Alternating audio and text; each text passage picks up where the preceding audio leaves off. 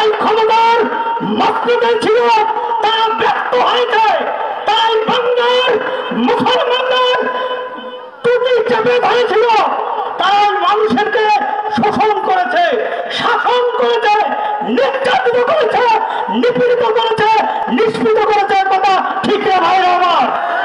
এই 53 বছরে যারা পালা বদল করে ক্ষমতার মস্তকে ছিল, তারা কি করেছে?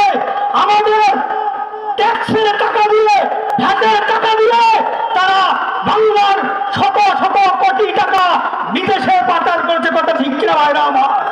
এটা আমরা জানি, আমরা ভুলে নেই। আমরা এক স্বৈরাচারকে বিদায় করেছি, আর এক নতুন বিগত স্বৈরাচার শাসককে ক্ষমতায় বসার জন্য না।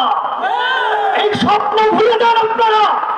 5 তারিখের পরে এমন একটা অবস্থা বাংলাদেশে বিরাজমান করতেছে, মনে হয় তারা সংসদে চলে গেছে, মনে হয় তারা বাংলাদেশ থেকে দখল করেছে। কথা ঠিক কিনা?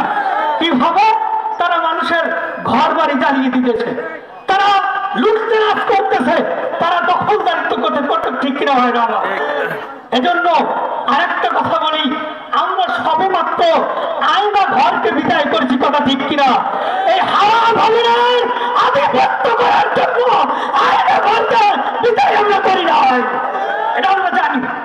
বিগত দিনে যারা সরকার ছিল, তারা হাওয়া ভবন নিয়ে বাংলাদেশের মুসলমান আপনার জনতাকে হাওয়া ভবনে নিয়ে নির্যাতন করেছে। কথা ঠিক কিনা?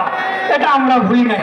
ও পার্বতীপুর ফুলবাড়ি উপজেলাবাসী, আমি আপনাদের কৃতজ্ঞ আহ্বান জানাবো, আসুন আমরা এই 53 বছর বয়সে আওয়ামী লীগের শাসন দেখেছি, বিএনপির শাসন দেখেছি, জাতীয় পার্টির শাসন দেখেছি। কথা ঠিক কিনা?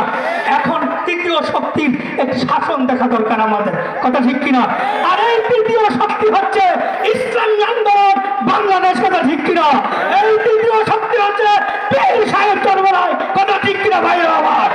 এই জন্য আসুন আমরা আর বোকার স্বর্গে বসবাস করবো না। আইনুদ্দিন আল আজাদ রহমতুল্লাহ আলাই একটি সঙ্গীত বলে গেছেন যে নৌকার ধানের শীষ 2 সাপের একই বিষ। কথা ঠিক কিনা ভাইরা আমার? এখন আসুন আমরা ঐক্যবদ্ধভাবে কাজ করি। এজন্য আমি